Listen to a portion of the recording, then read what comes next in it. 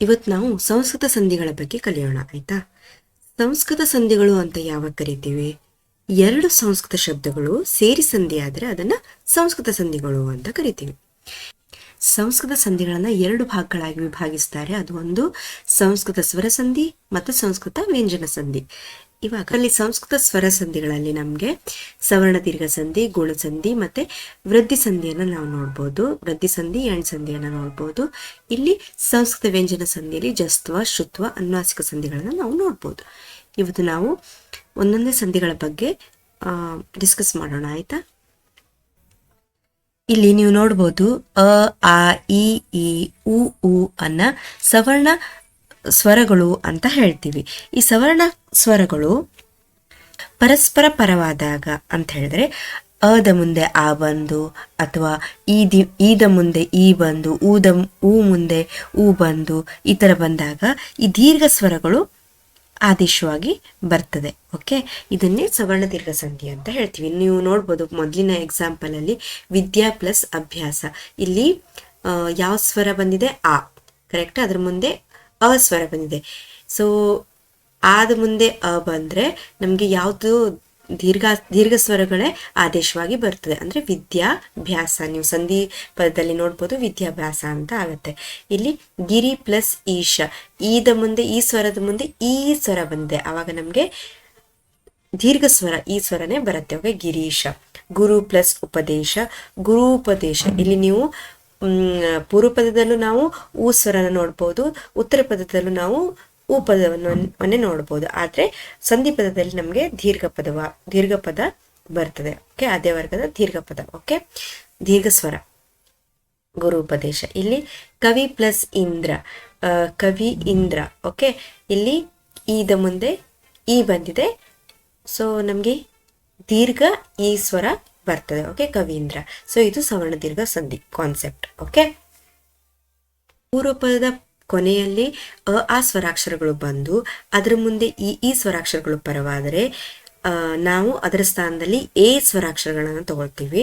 ಅದಲ್ಲದೆ ಪೂರ್ವ ಪದದ ಕೊನೆಯಲ್ಲಿ ಆ ಸ್ವರಾಕ್ಷರಗಳ ಮುಂದೆ ಉ ಸ್ವರಾಕ್ಷರಗಳು ಬಂದಾಗ ನಾವು ಆ ಸ್ಥಾನದಲ್ಲಿ ಓ ಸ್ವರಾಕ್ಷರವನ್ನ ತಗೋತೀವಿ. ಅದಲ್ಲದೆ ಆ ಸ್ವರಾಕ್ಷರಗಳ ಮುಂದೆ ರು ಸ್ವರಾಕ್ಷರಗಳು ಪರವಾದರೆ ಅರ್ ಸ್ವರಾಕ್ಷರಗಳನ್ನ ಆ ಸ್ಥಾನದಲ್ಲಿ ನಾವು ತಗೊಳ್ತೀವಿ. ಇಲ್ಲಿ ನೋಡಿ, ಫಾರ್ ಎಕ್ಸಾಂಪಲ್ ದೇವ ಪ್ಲಸ್ ಇಂದ್ರ, ದೇವೇಂದ್ರ. ಸ್ವರಾಕ್ಷರಗಳ ಮುಂದೆ ಈ ಬಂದಿದೆ, ನಾವು ಎ ತಗೊಂಡಿದ್ದೀವಿ. ದೇವ ಪ್ಲಸ್ ಇಂದ್ರ, ದೇವೇಂದ್ರ. ಓಕೆ, ಎ ಆಗ್ಬೇಕಿಲ್ಲಿ, ದೇವೇಂದ್ರ. ಓಕೆ, ಇಲ್ಲಿ ಸೂರ್ಯ ಪ್ಲಸ್ ಉದಯ, ಸೂರ್ಯೋದಯ. ಮುಂದೆ ಊ ಬಂದಾಗ ಓ.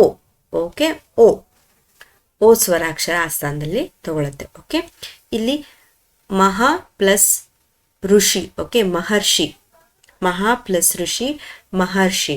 ಇಲ್ಲಿ ಆ ಮುಂದೆ ರು ಬಂದಾಗ ನಮ್ಗೆ ಅರ್. ಓಕೆ, ಆ ಮುಂದೆ ರು ಬಂದಾಗ ನಾವು ಅನ್ನ ತಗೋಬೇಕು. ಇದು ರೂಲ್ಸ್. ಓಕೆ, ಗುಣಸಂಧಿದು.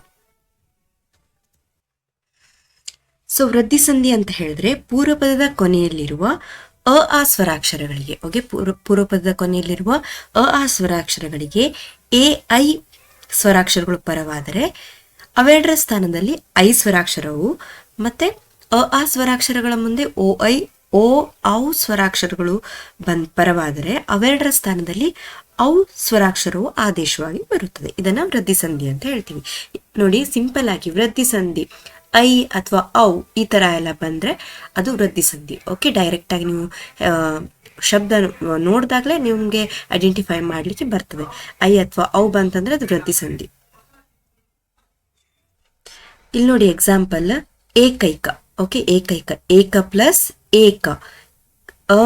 ಸ್ವರದ ಮುಂದೆ ಇಲ್ಲಿ ನಮ್ಗೆ ಎ ಬಂದಿದೆ, ಕರೆಕ್ಟ್. ಸ್ವರದ ಮುಂದೆ ಎ ಬಂದಾಗ ಐ ಸ್ವರ. ಓಕೆ, ಇಲ್ಲಿ ಜನ ಪ್ಲಸ್ ಐಕ್ಯ, ಜನೈಕ್ಯ. ಜನ ಪ್ಲಸ್ ಐಕ್ಯ, ಜನೈಕ. ಸ್ವರದ ಮುಂದೆ ಐ ಬಂದಿದೆ, ಇಲ್ಲೂ ಕೂಡ ಐ. ಜಲ ಪ್ಲಸ್ ಔಘ, ಜಲೌಘ. ಓಕೆ, ಅದ ಮುಂದೆ ಔ ಬಂದು ಔ. ವನ ಪ್ಲಸ್ ಔಷಧ, ವನೌಷಧ. ಸೊ ಗೊತ್ತಾಯ್ತಲ್ಲ, ಆಕಾರಗಳ ಮುಂದೆ ಔಕಾರಗಳು ಪರವಾದ್ರೆ ಔ ಆದೇಶವಾಗಿ ಬರ್ತದೆ. ಆ ಕಾರಗಳ ಮುಂದೆ ಎ ಐ ಕಾರಗಳು ಬಂದಾಗ ಐ ಆದೇಶವಾಗಿ ಬರ್ತದೆ. ಇದೇ ವೃದ್ಧಿ ಸಂಧಿ. ಓಕೆ,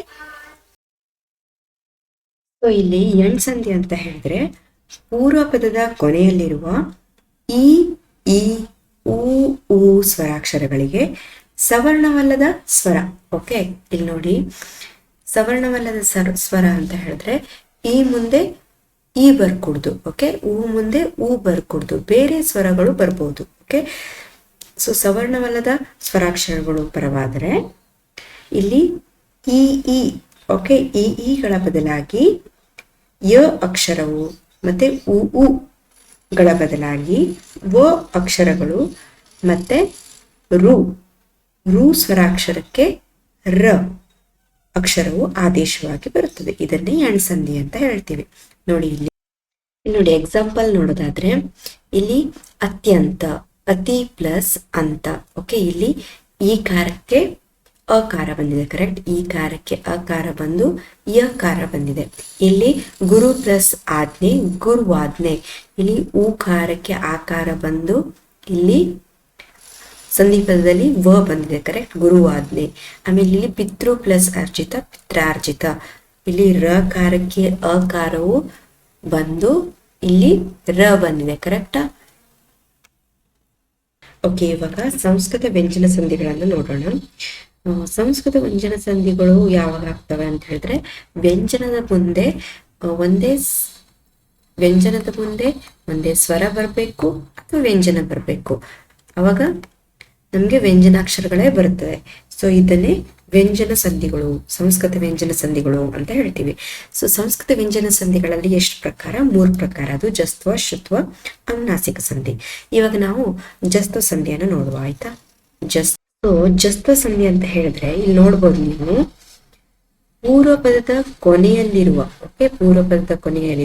ಕ ಚ ಟ, ಕ ಚ ಟ ತ ಪಗಳಿಗೆ, ವ್ಯಂಜನಾಕ್ಷರಗಳಿಗೆ ಯಾವುದೇ ಅಕ್ಷರ ಪರವಾದ್ರೂ ಕೂಡ ಅದೇ ವರ್ಗದ 3ನೇ ಅಕ್ಷರಗಳು ಕ್ರಮವಾಗಿ ಗ ಜ ಡ ದ ಪಗಳು ಆದೇಶವಾಗಿ ಬರುತ್ತದೆ. ಇದನ್ನೇ ಜಸ್ತ್ವ ಸಂಧಿ ಅಂತ ಹೇಳ್ತೇವೆ.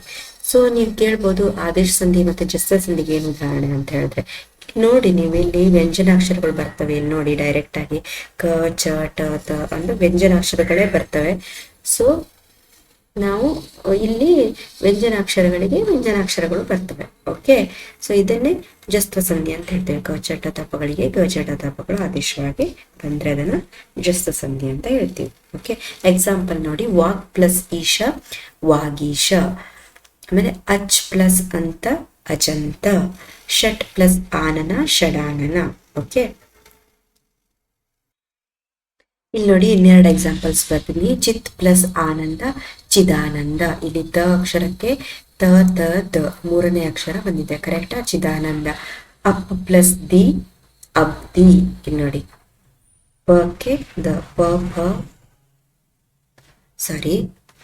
ಪಗೆ ಬ. ಓಕೆ, ಅಬ್ದಿ.